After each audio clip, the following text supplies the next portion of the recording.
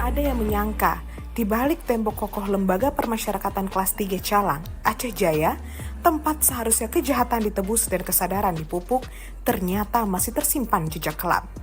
Di sanalah, narkoba jenis sabu-sabu tetap beredar, menyusup lewat celah yang dikendalikan dari dalam sel oleh para napi yang mestinya sedang menjalani hukuman. Kisah ini bermula dari sesuatu yang tampak sepele, yaitu razia rutin. Hari itu, Selasa 27 Mei 2025, para petugas lapas Calang menjalankan tugas seperti biasa. Mereka menyusuri kamar demi kamar memeriksa barang-barang narapidana. Namun, di antara tumpukan benda-benda biasa, mereka menemukan yang tak biasa. Semungkus kecil kristal putih, ringan, nyaris tak terlihat, tapi mematikan. Tak ada waktu untuk ragu, temuan itu langsung dilaporkan ke Polres Aceh Jaya. Tim Satuan Reserse Narkoba segera turun tangan. Dari sini